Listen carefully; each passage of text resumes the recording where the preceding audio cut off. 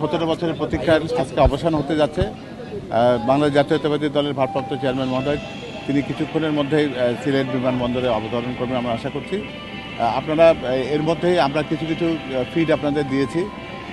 উনি যখন প্লেনের ভেতরে ছিলেন তখন আমরা তার মেয়ে জাইমা রহমানের একটা সেলফি আপনাদের দিয়েছি, তাতে তাদের তিনজনকে দেখা যাচ্ছিল। এরপর আমরা দেখিয়েছি যখন ফজরের নামাজের কাছাকাছি সময় তিনি ওই তখনও উনি পড়ছিলেন, উনি ডকুমেন্টগুলো দেখছিলেন, যেটা উনি করে থাকেন। আমরা আশা করছি যে কিছুক্ষণের মধ্যে এই বিমানটি ভারতের আকাশ সীমায় আসবে এবং তারপর এটি সিলেট বিমানবন্দরে অবতরণ করবে। আমাদের যেটুকু জানা আছে যে বিমান কর্তৃপক্ষ চেষ্টা করছেন তাদের ফ্লাইট টাইমটাকে যতটা কমিয়ে আনার জন্য, এবং সিলেটে যে প্রায় ঘণ্টাখানিকের যে লেওভার থাকে, যেটা স্টপ ওভার, সেটাকে সংক্ষিপ্ত করে যতটা কম সময়, যাতে 11:30-এর কাছাকাছি সময় যাতে এটা ঢাকায় শাহজালাল আন্তর্জাতিক বিমানবন্দরে অবতরণ করে সেরকম প্রস্তুতি চলছে। আর এদিকে আপনারা সবাই যেমন এরকম আছেন, তেমনি আমাদের জুলাই যে এক্সপ্রেসওয়ে, সেখানে ইতিমধ্যে জনগণের একটা মহাসমুদ্র পরিণত হয়েছে।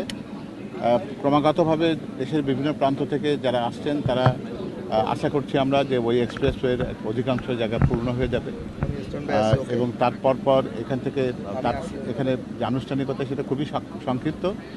স্থায়ী কমিটির পক্ষ থেকে এবং অভ্যর্থনা কমিটির পক্ষ থেকে তাকে শুভেচ্ছা শুধু জানানো হবে, এবং তারপর তার পরিবারের সদস্য যারা আছেন তারা অন্য রুটে তাদের বাড়ি ফিরে যাবেন, এবং আমাদের ভারপ্রাপ্ত চেয়ারম্যান মহোদয় তার মোটরকে নিয়ে তিনি আমাদের এভারকেয়ার হসপিটাল, যেটা তার মূল গন্তব্য, সেখানে আমাদের দলের চেয়ারপারসন দেশনেত্রী বেগম খালেদা জিয়া দীর্ঘদিন ধরে চিকিৎসাধীন রয়েছেন।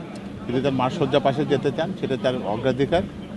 রাস্তার পাশে উনি সংক্ষিপ্তভাবে যে জনসমাবেশটি আছে সেখানে দেশের উদ্দেশ্যে, জাতির উদ্দেশ্যে তিনি সংক্ষিপ্ত কথা বলবেন, যেখানে মূলত তার থাকবে কৃতজ্ঞতা প্রকাশ এবং জুলাই যোদ্ধা তাদের প্রতি তার শ্রদ্ধা জানানো, এবং শহীদদের প্রতি তিনি তার শ্রদ্ধা জ্ঞাপন করবেন, এবং দেশের মানুষকে ঐক্যবদ্ধ থাকার ঘোষণাটি উনি ওখান থেকে দেবেন আমরা আশা করছি।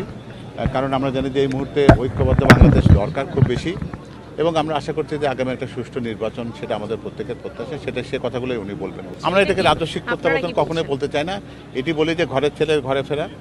তিনি একসময় খুবই তাকে অসম্মানজনকভাবে দেশ ত্যাগ করতে বাধ্য করেছিল যারা বাংলাদেশকে রাজনীতিকরণের চেষ্টা করেছে। তিনি তার সমুচিত জবাব আজকে দিতে যাচ্ছেন।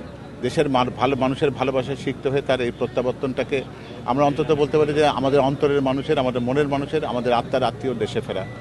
আমরা এর বেশি এটাকে রাজস্বিক বা অন্যরকম সংবর্ধনা, জনসভা, এই ধরনের কোনো শব্দ সাথে আমরা যেতে চাই না। আবেগপ্রবণ একটা সময় মানুষের মধ্যে কি আশার সঞ্চার হবে কতটা? অবশ্যই, কারণ যে একটা নেতৃত্ব শূন্যতার বাংলাদেশে আমরা রয়েছে এই মুহূর্তে, আমাদের দরকার এমন একজন মানুষ, যেমন শহীদ রাষ্ট্রপতি জিয়া রহমান যেমন 71-এর সেই 25শে মার্চের প্রথম প্রহরে যখন তিনি ঘোষণা করেছিলেন 26শে মার্চের সূচনায় উই রিভলভ বলে, যে আত্মবিশ্বাস এবং তার পরবর্তীতে স্বাধীনতার ঘোষণা দেওয়ার মাধ্যমে বাংলাদেশের মানুষকে তিনি একটি আশার আলো যেমন দেখিয়েছিলেন, ঠিক তেমনিভাবে জনাব তারেক রহমানের ফিরে আসার মধ্যে দিয়ে এই মুহূর্তে যত যা শঙ্কা রয়েছে, যত যা অনিশ্চয়তা রয়েছে, যে অনেককে সুর যেখানে বাজছে, আমাদের দেশ নিয়ে যারা বিভিন্ন রকমের কথা বলছেন, সেগুলোকে সমুচিত জবাব দেওয়ার সময়টা জনাব তারেক রহমানের এই মুহূর্তে বাংলাদেশে ফেরা।